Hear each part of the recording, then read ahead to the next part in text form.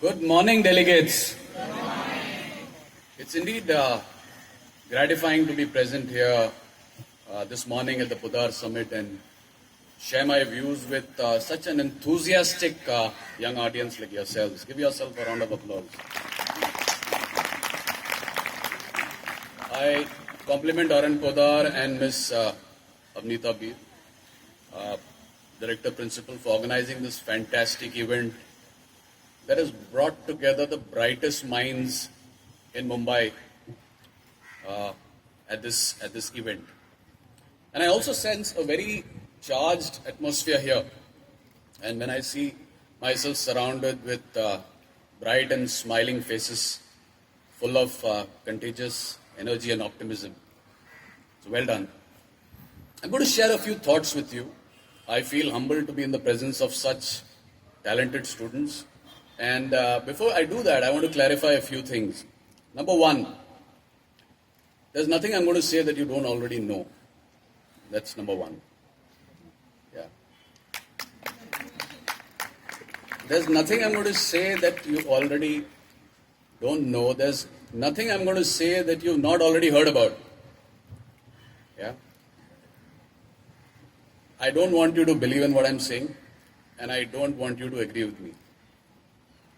However, what I want you to do is think of what has brought you here in your respective journey, academic journey, and acknowledge your achievements that has allowed you to achieve what many other students have not been able to do so. And I want you to acknowledge yourself, the person sitting to your left and right, shake their hands and say, I am great and so are you. Go ahead.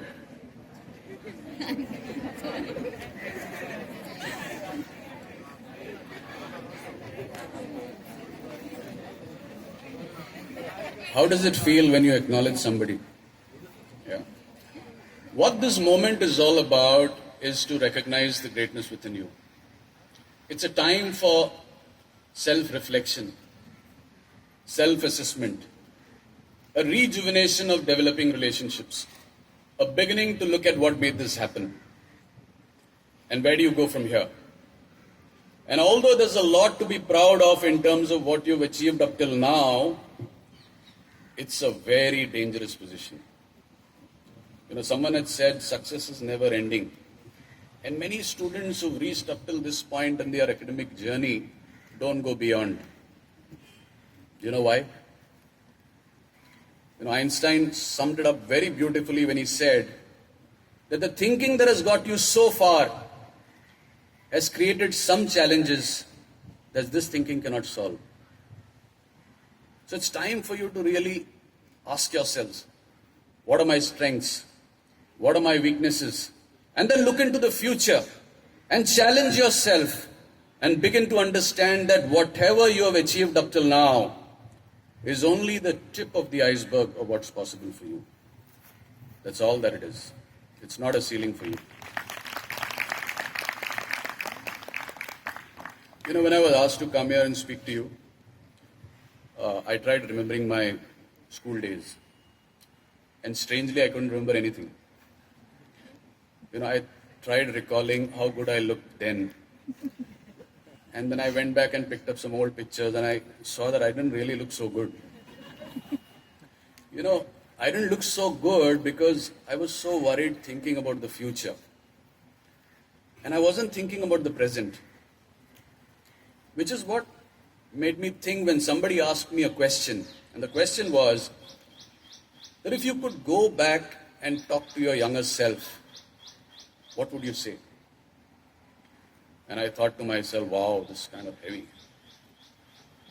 And then I realized that how I wished someone had told me what I've been telling for the last 5 years to a little boy who happens to be my son and whom I love more than anyone else.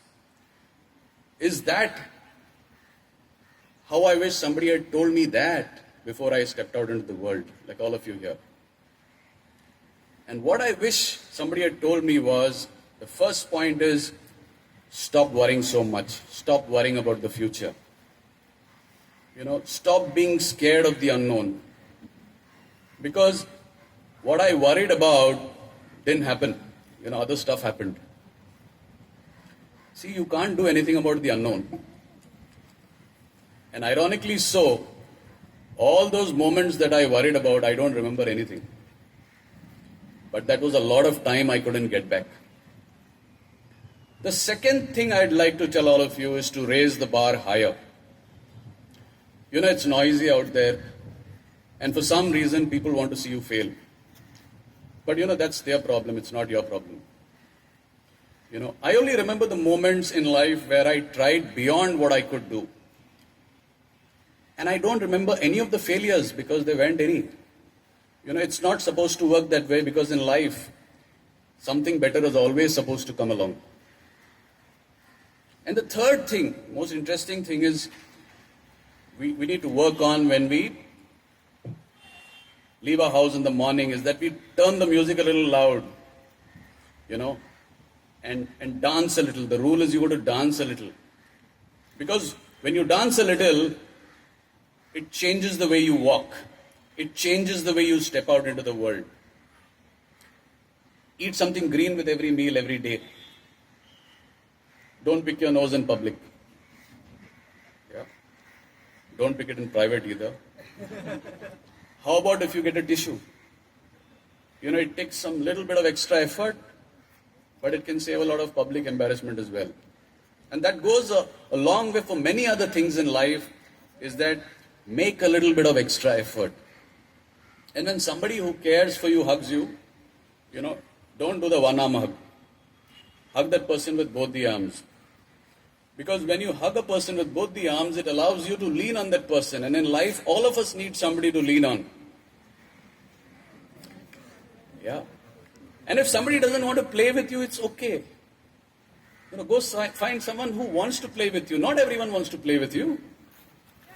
So go find someone who appreciates you for what you are.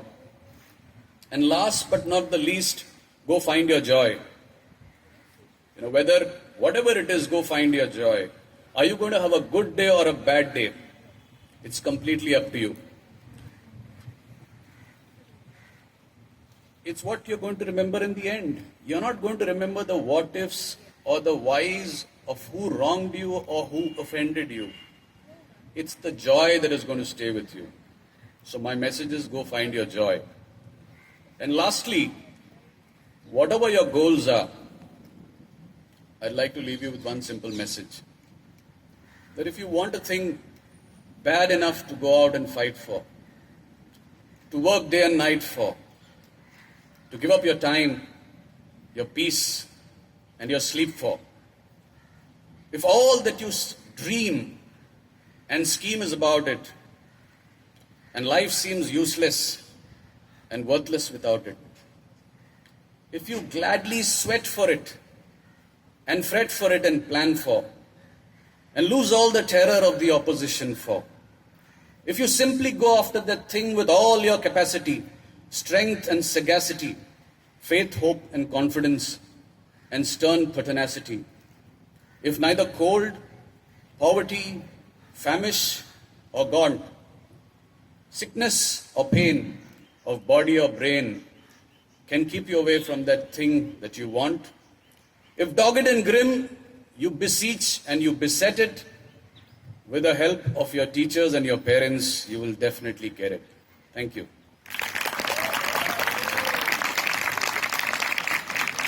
I would like to invite my colleague Shivanjali to speak to you for 2 minutes. Shivanjali is a part of the YES Foundation team. So bear with me for another 2 minutes, please.